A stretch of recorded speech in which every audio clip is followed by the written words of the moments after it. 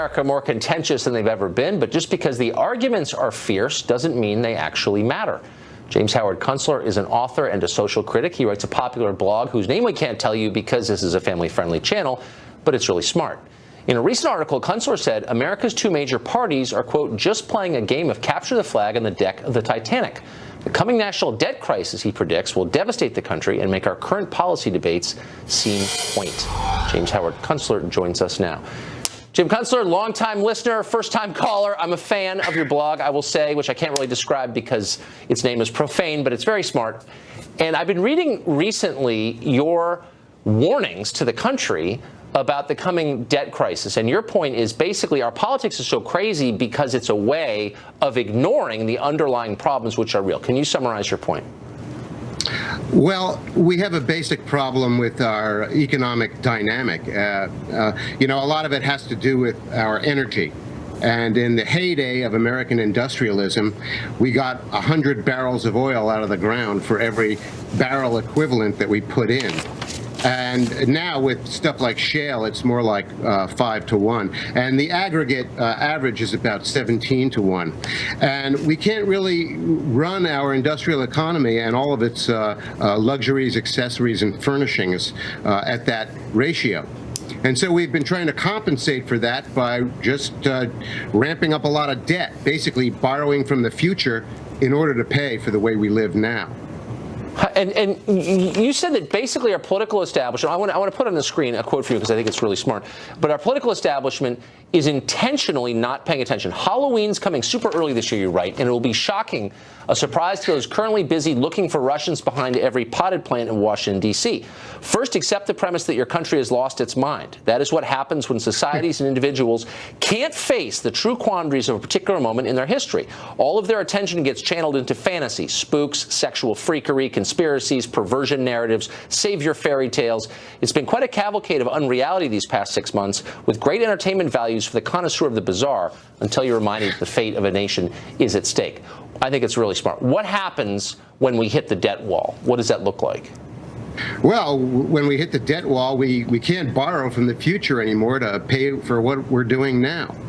And we can't pay the invoices that are going to be coming into the Treasury, and we can't pay the entitlements that we're obligated to pay, and we can't pay back the interest on the previous debt. You know, one of the problems with having ramped up all this debt is that we now have to borrow more money to pay back the interest on the debt.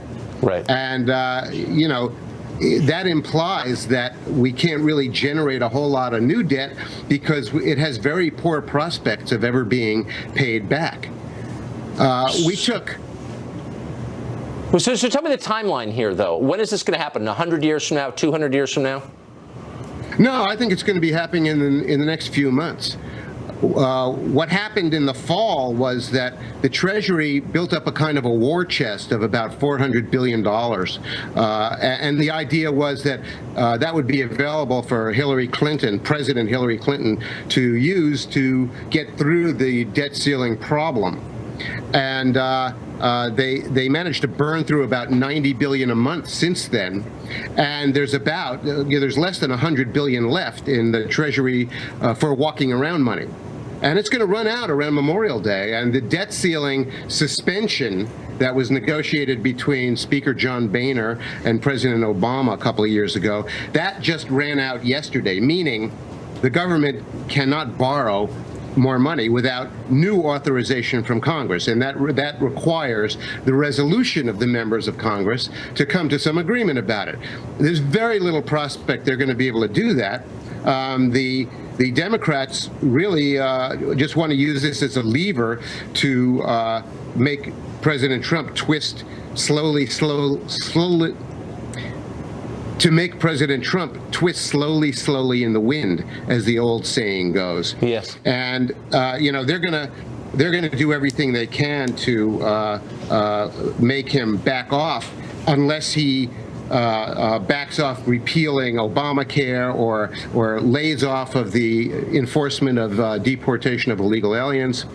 And the Republicans, of course, have their own historic aversion to raising the debt ceiling, and right. and you know, they more or less have been forced to go along with it, but there are enough of them who really have an ideological opposition to it, so that it's really not likely to get resolved. Well, I guess what cracks me up is I haven't read any of this on the front page of the paper this week, but I guess that kind of proves your thesis in the first place, doesn't it? Jim Kunstler, well, the blog is, actually I can't tell you what the blog is, but put James Howard Kunstler into Google and you will find it. Thanks for joining us. Thank you, Tucker. A pleasure.